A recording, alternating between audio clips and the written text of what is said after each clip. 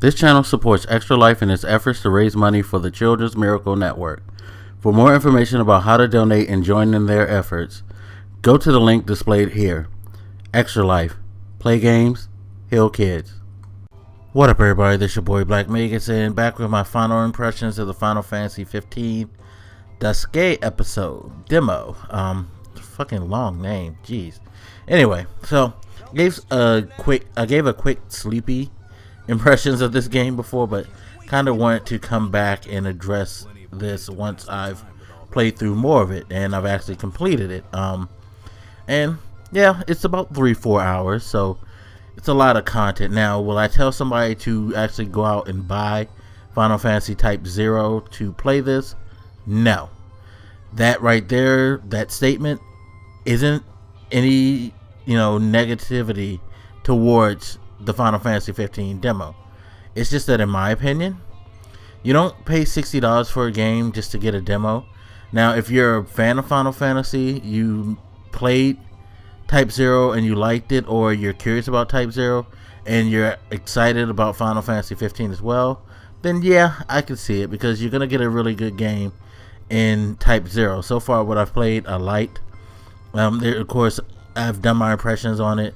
I've told you the things that bothered me, such as the controls are, kind of janky, which I guess is a byproduct of them taking a PSP game and transporting it over to a PS4 or an Xbox One, because I'm pretty sure Xbox One people have the same problems. But beyond the controls and the ridiculously stupid camera, Final Fantasy Type 0 is good. It is very good. So you wouldn't be wasting your money if you bought that game, in my opinion. But we're not talking about that. We're talking about Final Fantasy 15's demo, which is spectacular. That's just all I can say about it. It's spectacular. It is a very, very, very good demo. It's a good way to get people hyped as hell over this game. It does what it needs to do in the way that Metal Gear Ground Zeroes did. It definitely left you wanting to see the final product, knowing that this is just a demo. This isn't actually the final product. What they did in this was really, really good. The controls are very good. The visuals, I mean, my God, they're beautiful. I love the detailing to it.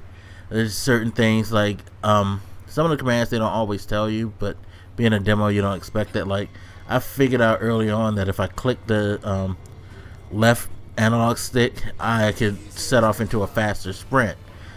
That's a pretty good thing to use now and then, because there's sometimes fences and things like that you'll have to jump over. Now, you can't jump because you can use the O button. I'm speaking in PlayStation 4 terms, so if you're an Xbox guy, just translate that to the Xbox equivalent of what I'm saying. But you hit the O button on the PlayStation, on the DualShock 4, you can jump. But if you're sprinting by clicking down on the left stick, if you run into a fence or something, they'll do a smooth hop over it. Like he'll put his hand out and leapfrog over, short fences and things like that. Just little details like that. When they run through brush, they actually push it aside a little bit. They push through it, and you can hear the rustling of the brush, things like that.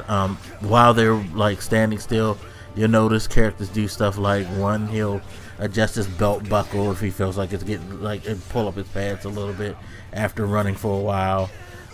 They'll pant, put their hands on their knees, take a breather, things like that, run their hands through their hair. Idle conversations can pop up in running sometimes. They do a lot of neat little details to this that I thought was really, really, really cool. The battle system, I'm digging it. It's kind of akin to the Final Fantasy Type 0 battle system. that's the most direct connection. Maybe you could say, nah, I wouldn't even say Final Fantasy 13-3. It's very open-ended. It's a very open-ended battle system where it's just, you're free to move about, run around however you want. You can escape engagements by running away naturally. There's no real-time anything to this. I mean, sorry, no, I said real-time, but no time-based strategy to this like the old systems were, where everybody had to, wait their turn. Turn-based is what the term I'm looking for. I knew I'd eventually get it. Jeez. But yeah, no turn-based implications in this combat. Everything's just free, real-time. You can strike whenever you want. You can run off if you want. Use spells if you want. There's a couple of, I wouldn't say it's spells, but there's a couple of attack moves that require you to use some of your magic points in the game that you could switch off easily to by using the direction pad, like left, right, or let you toggle through the special abilities and things like that, which I thought was really cool because it's all real time. So it's cool that they let you do all this stuff on the fly. You're losing health. Tap on the touchpad on the DualShock 4 to bring up the items menu. Go into there, pick potion, or if you're poisoned or whatever, hit antidote, things like that. So you can do it really quickly. Everything's about like moving as fast as possible. Love different stuff in the battle, such as if your teammates are hurt and they're on the verge of dying, there's a rescue command where if you move up to them and hit X, you'll kind of like grab them by the shoulder and pat it and say, "Come on, man, you're not out of this yet." Or some of them will just come up and they'll lift you up if you're staggering around, like, "Nah, we're not finished yet. Let's go." Things like that. Which I thought was really cool, and it gives you a automatic health boost back to around, I think it's half health, maybe a little bit more than half, so you can get back into the fight and continue. So they find ways of making death avoidable, but it doesn't make the battle seem like impossible to get killed in, if that makes sense. It's like you get a lot of second chances to not die, but at the same time you can die because you have to be strategic. You have to think, if I'm on the verge, I'm at that point where I'm woozy and I'm at the last final health bar that can be eaten down. It's a red bar that comes up that can be taken down pretty quickly. I need to escape things. I need to get away. I need to remove myself from the confrontation. And it's not like you could run from the confrontation. Once you get to that point, you're staggering around and you can't move as fast, so you can still get hit. So you gotta be you just sit. It kind of brings a little bit of tension because you're just like, no, let me get up. No, don't. So I thought that was cool. Another cool thing is I like how the summons seem to be tied to that now.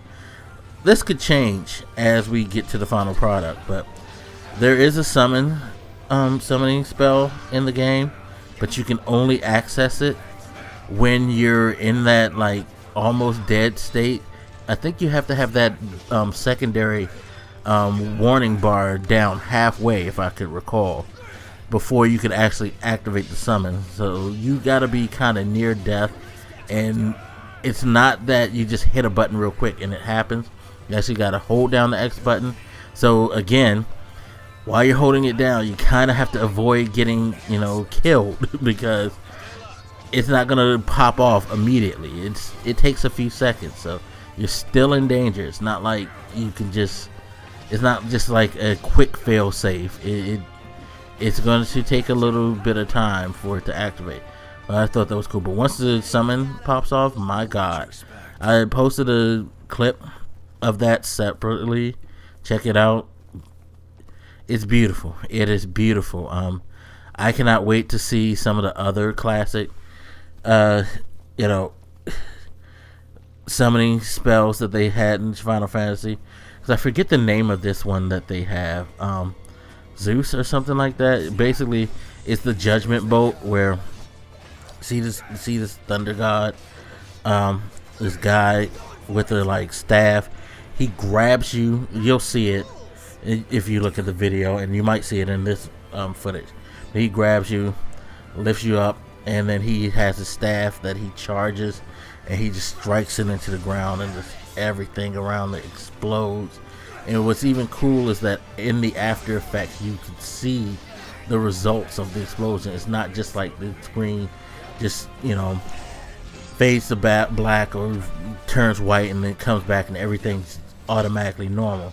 No, you see like the fire on the ground.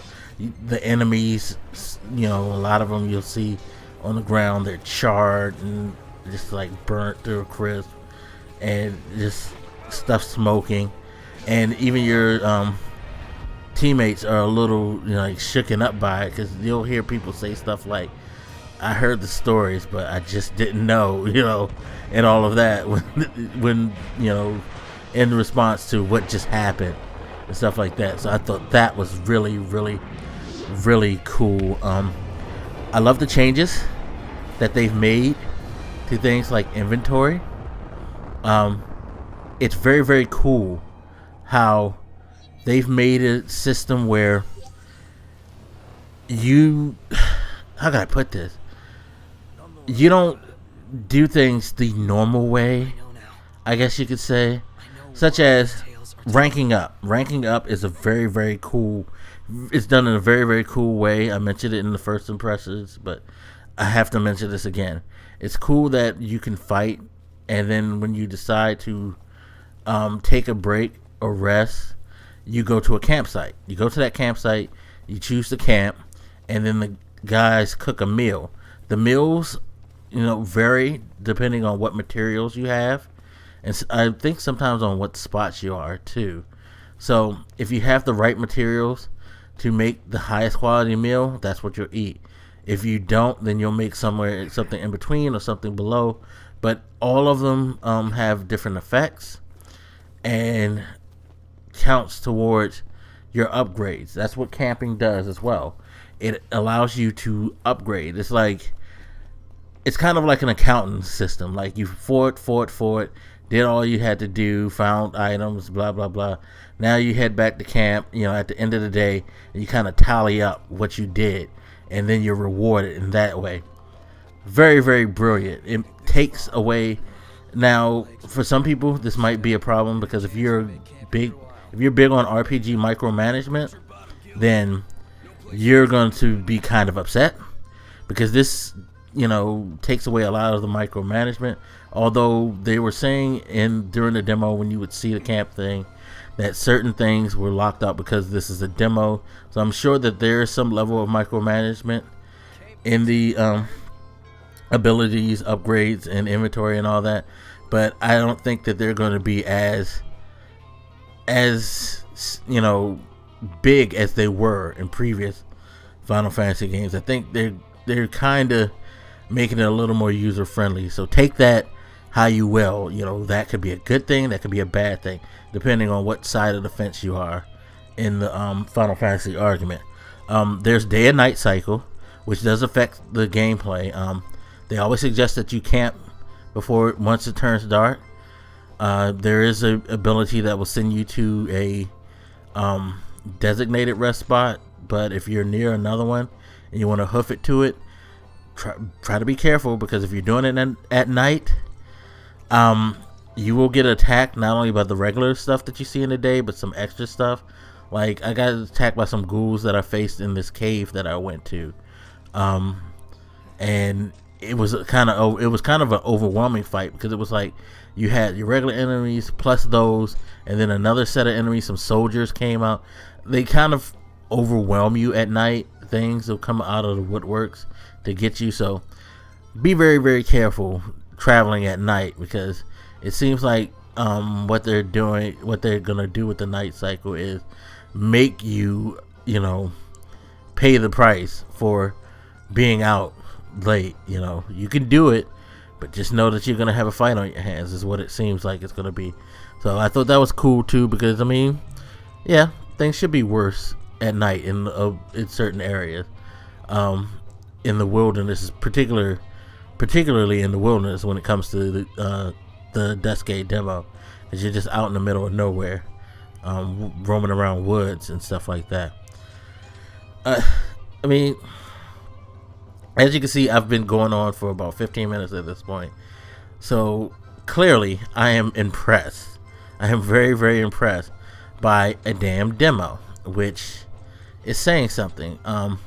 Says a lot for me, because as I've stated previously, last Final Fantasy that I played in earnest was Final Fantasy IX, and I kind of lost my love for the series.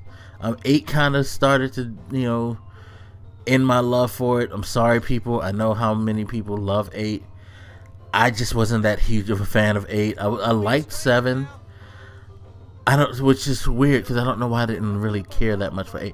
I think it was just a certain point of 8 in the story that kind of, I just lost interest. I think once you got to the orphanage and found out all these kids grew up together or something, I just kind of, it just kind of faded. I played half of 9. Never tried 10.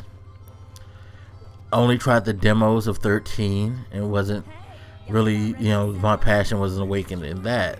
But for some reason, the way they do this, the style, the gameplay, just the different things that they do, I think I'm going to definitely buy this game, and I think that I am going to be back to being a huge fan of the Final Fantasy series. I mean, it already had kind of started when I played the trial for Final Fantasy 14. I thought that was pretty cool.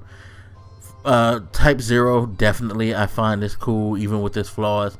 And then playing this, thinking I'm getting back into my Final Fantasy love. But I think I should end this. I'm trying to think, is there anything else about the demo I could tell you? Oh, one of the cool things I thought too was they let you run into the new Sydney, which is the chick that you saw in the trailer in the booty shorts and all that, the Daisy Dukes as they call them.